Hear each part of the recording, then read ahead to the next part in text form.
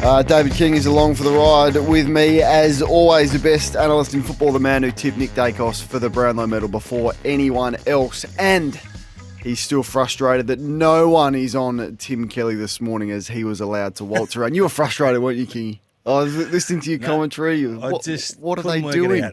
What are they doing? He just kept getting the footy. Like, every time I look down, he's by himself in the corridor with his hands on the prune. And I'm saying, guys, someone. He's where the ball is. Yeah.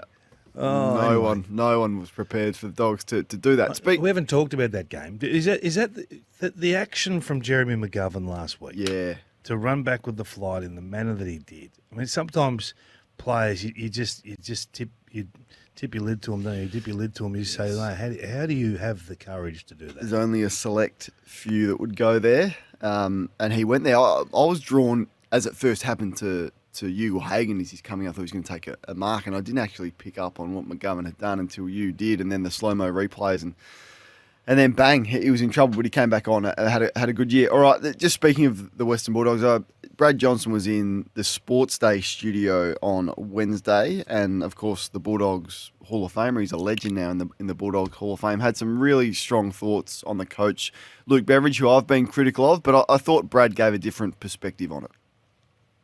But I think now, with that decision being made, Luke Beveridge needs a complete new approach to his own thoughts on coaching, his own philosophy on coaching, and the way that he goes about it. He's got a chance now to really have a serious off-season think about the way that he wants to go forward as a coach. And I think he's definitely got 12 months to do it. It could be 2 years. Well, it's adjustment as big as that. It's not about being capable. It's about having to do that. Is he capable of that, Kingy? Like these coaches, they're stubborn. He's done it his way for a long time. He's had great success doing it his way. That's the first question. The second question is there anyone at the Western Bulldogs, be Amit Baines, Chris Grant, or someone else that I'm not aware of, that can have that very uncomfortable conversation with Luke Beveridge? Because I think Brad is right. If he is their guy, and they're saying that he is, he does need to change certain aspects of his game style and the way that he carries himself. Is he capable of doing it? 100% he is, yeah. I think Luke Beveridge is a seriously intelligent guy, and he connects in different ways, and I think they've gone through a patch where it's clearly not working, whether it's the on-field system and style, whether that's lost its way and whether that's cutting edge anymore, whether it's tired, whether the players are tired of him or he's tired of them. You know, we talked about Damien Hardwick all year. Maybe the off-season and a longer off-season and a break is good for them in a whole host of ways. I do think he needs to change those around him. He lost Stephen King. He lost Ash Hansen. Yeah. And one other in the last 3 years, Daniel G. and Syracuse, he lost a few years ago. So he's lost a few that I think could almost do the job. So when you lose that calibre of person around you, it challenges your program. So I think a reset, but it's a big year. There's no doubt about that. It's a big year coming. I'll got something up for you later on that. But I agree with Jono that he needs to look at things, but he needs greater support. Yep. All right, Dogs fans, 1300 736 736. Or what are your first thoughts? You can join in with us and have you say this morning. Kingy, what was your first thoughts? Well, I'm just going to go to down the bottom there first. Damien Hardwick will take the Suns next year to absolute minimum finals. They've won 9 games this year, given the tumultuous year they've had. A year of that started slowly and had never really played a game plan or a system that has matched it with the best. So I think they're talented enough. I've had this conversation with you. I thought they were 1 year away from going bang. Now with Damien coming on board, his system is the best. Was always the best system. You're a footy. big buyer on the Suns. Huge, mate. I'm telling you, they will win it in 3 or 4 years. They will win it in 3 or 4 years. I love strong opinions. That's a strong opinion. Do you agree with Kingy? Do you think the Gold Coast Suns will win a premiership in 2 or 3 years? And 3 or 4. Don't rob me of one, please. He's got 6. I think you've got to give him 1 year to. It'll be a good problem to have if you and I are still doing this in Oh, yeah. 3 or 4 years. What's so it matter? it's- So, 2 or 3. so, Go so, with to, so to keep you accountable, will be a good This problem. year but- he's got to win it. So what? So you don't necessarily. What do you like? What do you like about it? Do you think that all the talent is there, and that talent needs to be channeled into a system that competes in the biggest games? And you think he's capable of doing that clearly, and I he's think shown they've before. they've played slow footy. It's Yeah. been boring. It's uninspiring. They've got elite level talent having restrictors put on them. So I want to see him just go and run and play and excite and see the best of Raul and see what Miller can actually do in a chaotic game plan. How good would Took Miller be in a chaotic game plan? He runs both ways. He tackles. He hunts the footy. I think there's so much upside. You know, the forward line don't really get a chance to function. Lukosius will be better. He'll be a better player as a centre half forward under Damien Hardwick than he was under the current model. And to be fair, over the last 3 to 4 weeks, they've looked pretty good in patches. They have. Been released a little bit. So where do you see them? Give me your view on where you would have them. No, I think a pass mark would be to win a final next year. And look at it, and he was pretty bold with his first media conference. It's unusual for a coach to be that confident when he first came in, but that's what a 3-time premiership coach brings. There was an air of confidence that will lose through the playing group. But look, they'll need to expect a bit more pressure than what they've been given, because they're 5 goals up against the Blues in the first quarter against a flat opposition at home, and they lose, and no one cares. No one spoke about Gold Coast dropping that game this week. It was all about how good was Curnow, how good was Carlton's comeback. So finally there's going to be some expectation, and that's what this group... So I will be having a sneaky wager on them to finish top 10 next year. Sneaky wager. You've had good success with doing that this year. You mentioned the audio. I told you last week that the Fox Footy cameras were in the All-Australian meeting. Yeah. Should we have a listen? Love to. Here's the little teaser into the All-Australian meeting a week or so ago. It's a pretty heavy lifting day today. You've got 3, 6, 9, 11 to go into 6. He's in a very, very young forward line, so he's shouldering a lot of responsibility. I don't think it's been an all-Australian year. He just gets exposed. I know he doesn't target anyone, and that's not what he's supposed to do and all that, but I can't cop it. Harsh judge. He's been good the whole year. No one's commanded the position. I think he's had a sort of season. I've got him on the bench. But if we want forward ruck on the bench, give me him. He's like a deer in the headlights a few times. Are you trying to reverse psychology? No. Does anyone want to have a crack at full forward? Comparative, his numbers are good.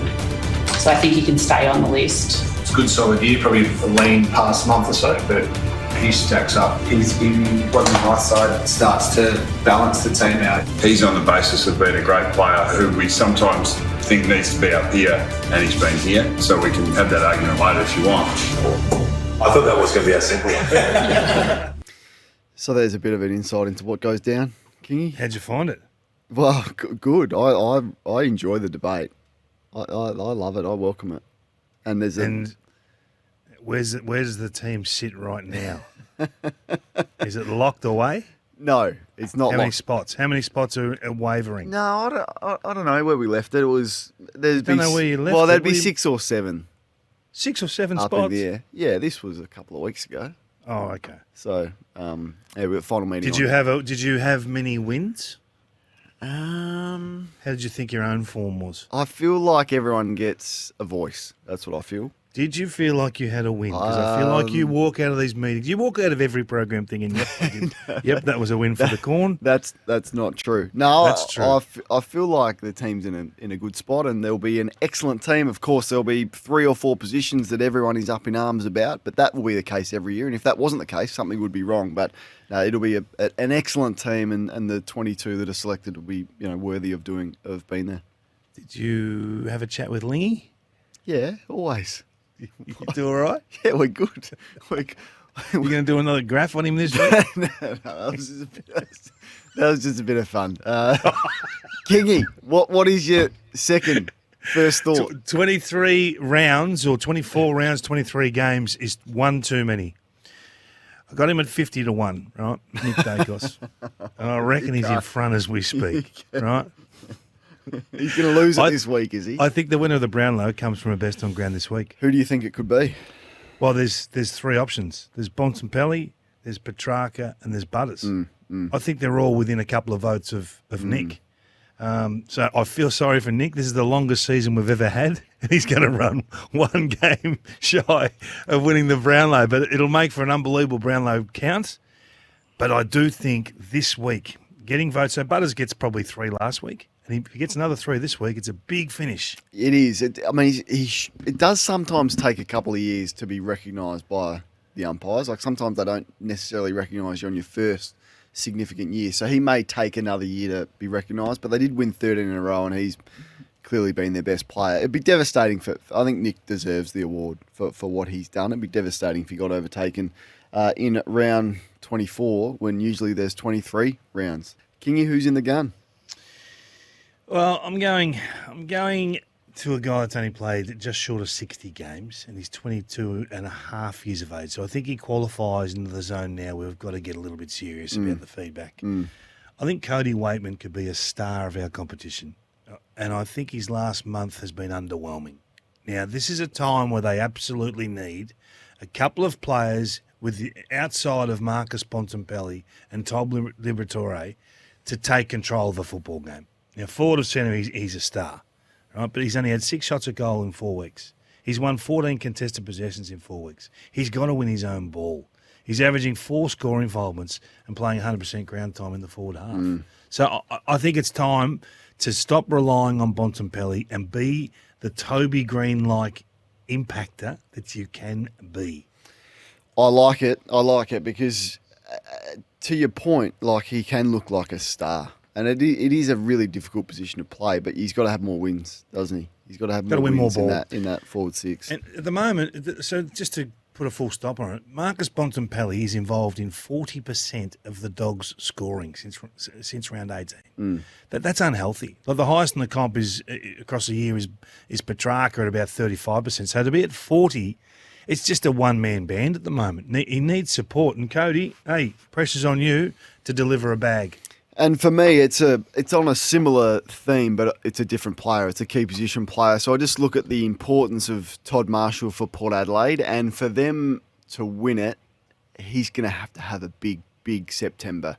And he's a nice player. Todd Marshall last year, 45 goals, and I thought, wow, this guy's going to break out because he did it as the main guy. Like he didn't have much support from Dixon and Finlayson, who weren't there a lot, and that's been largely the case again for him this year. But just the 6 goals in his last 5 games, when he touches the ball, Port Adelaide score, but he's got to touch the footy more often. So I think for him, and this might put a lot of pressure on him, but for Port Adelaide to go deep and to win a final and to get through a prelim and then be there on grand final day, he's the one for Port Adelaide that I'm looking at that must lift. And just his accuracy's deserted him a little bit as well. He's such a reliable set shot for goal. Now, it says that he's kicked 32-14, but I think a number of those set shots that he's had recently haven't scored. So goalless against Fremantle on the weekend, needs to lift his intensity, I think, and needs to get a little bit more of the football for Port Adelaide to have the success that they want. This year, 25 years of age now, Todd Marshall. Yeah. It's time. Good call. It's time.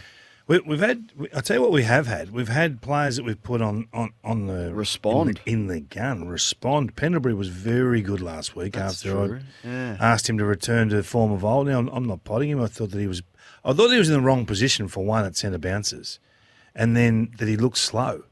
So it was good to see him return back to a bit of vigour and a bit of anger. Yeah, and the previous week I put Jeremy Cameron in the gun and he came out and kicked 7. So look out and needed surgery. Look out for Waitman and Marshall to kick an absolute bag. Hey, can I ask you about so the feedback? I want to hear from Essendon supporters. The feedback on Essendon about 6 weeks ago was, we can finally trust the Bombers. They're the team we want them to be, and Brad's done this, and now there's some standards, and now there's this, and now there's that. Now it's flipped, and they're jumping off. It's amazing how quick they're jumping off the Essendon wagon. Now the list is shot. Now they desperately need Ben Mackay, or it's real trouble. Now Dodoro, 6 weeks ago the list was terrific, and now it's his fault that mid-year it's turned. So where do you sit with Essendon? I think they're far too nice. I think their list is full of nice players who are, you'd like your daughter to date them. That's what I think about Essendon players. I think they need some mongrel. You haven't got any daughters, have you? No, I don't. No, exactly. But you know what I mean. Like No, if you no, I brought don't. Andrew McGrath home and you had a daughter and she was, you go, what a lovely young man. You'd say the same about Parrish. You'd say the same about Nick Martin. What a lovely young man. Like, is there any Essendon player that has some mongrel? Give me Mitch Owens in Essendon's forward line and actually win a contest. That's what I think about the Bombers. So if Parrish wants to leave, that's okay. Go and get a player who is a competitor. Get me Luke Parker. I don't know. Find me someone who can actually win a That's how I view Essendon. Kingy. Like it. Yeah. Like it. So the list itself just needs a couple of people, a couple of Max Rooks. Yeah, well, yeah, and someone who can win contest, I think, particularly forward of the ball. Did you do that game? Essendon game, the GWS. The GWS game, yeah. You did, because you were saying they couldn't take a mark in their front half, not their forward 50, their actual front half. They couldn't function. Yeah, it was an unbelievable game to watch. Daniels, I've never seen a player run unopposed full length of the ground like they did. Kingy, I've got a list of the players I can't wait to watch in September. Really? And I think I'll start, I've said a couple of times this week, with Cripps and Curnow from the Blues. Just waited a long time to play in a final, particularly Cripps, nearly 180 games for his first final. I think he's built for it. Of course, Toby Green in finals, back there. Absolutely built for finals, if they get there, of course. If they get there, it would be a shame if they don't. So there is a couple. I wanted to ask you the same question. Is there a couple of players that you think are built for September action that you're looking forward to seeing how they go? I've talked a lot about this guy, Bo McCreary. Yeah, you love him. I just think these guys with power, it becomes more one-on-one. For some reason, the game narrows back to more individual contests. There's no easy ball. The uncontested possessions dry up. You've actually got to win your own prune. And I think those guys, that's why it's always the taller, hybrid, half-forward flanker types that can go on ball that separate big finals. Have you say on that, send us a text of who you cannot wait to see. There's a couple of Sydneyers. Errol Goulden's had a really big year. Can he get that in September as well? And Blakey the Lizard, we know he's just going to take the game on. What's on your agenda? Well, I'm looking at the reverse of that. Who can't you afford to lose? So I'm looking at Sunday's game, Sydney and Melbourne, and the result might be known. Their fate might be known really early, Melbourne, before they start the game. So don't max out Max. The only one they really have to protect, the only one that if he went down on the weekend, they couldn't win it, is Max Gawn. So I'm expecting that Max will play very little fourth quarter football this week. He played about 50% against North Melbourne 3 weeks ago, and he's gone back to the 80-90% the last couple of weeks in the last quarter. I'm thinking if you've banked this game, get Max to the pine as quick as possible. Hard to argue with that. Or if you want to avoid going to Brisbane for the first final and you want to play Collingwood at the MCG the first final, which I think you'd much rather do if you're Melbourne, you might just rest a few. Rest Max? Well, I think you would, wouldn't you? Like, you not in their interest. I think they'll start them. I did love Essendon's stand on Parrish. So Tom Morris was with me on Sports Day during the week. He was all over this situation. So reportedly, for those just catching up, a contract breakdown in negotiations between him and the club. So the Bombers have essentially said he's 5 years at a number that we think is fair.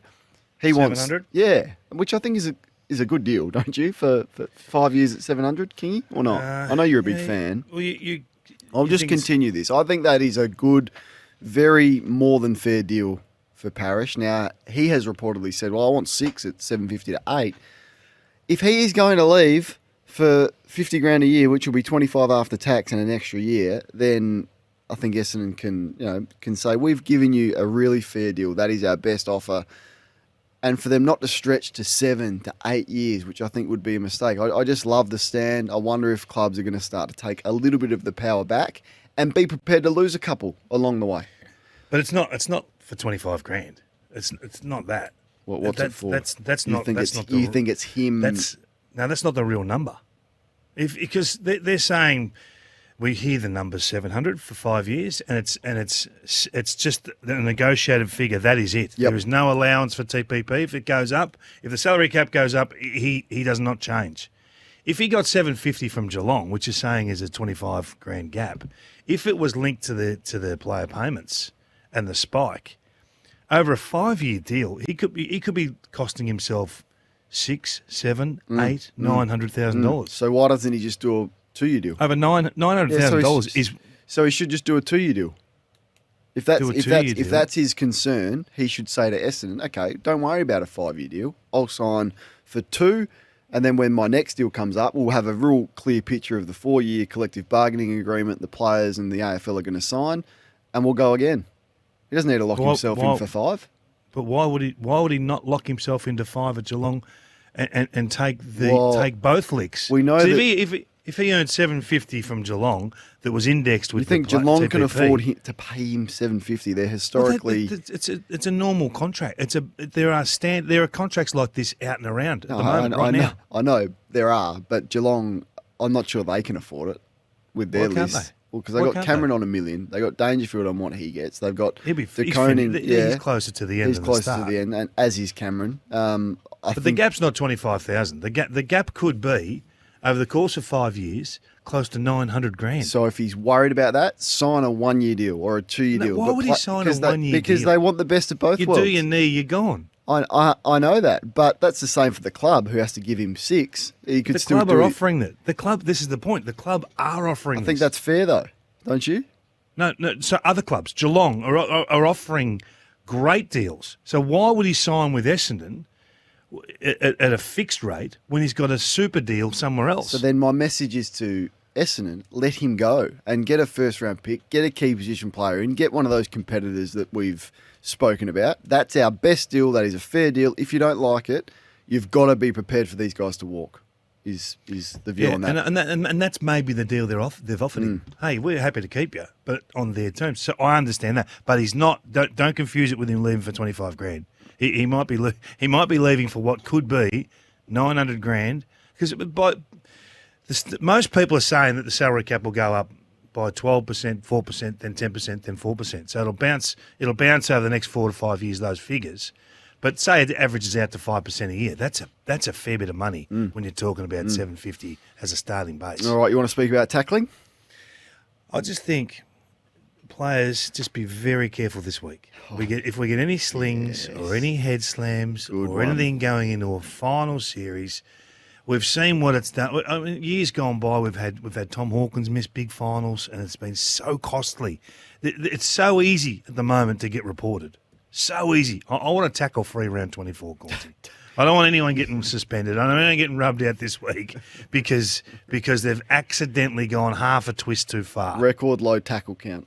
I want record lows. And I'm telling my players, particularly the top lines, hey, look, you know what? I'd even prefer just for 3/4 of footy, no tackle. I wonder what the game would look like without that. I think it's a pretty good suggestion.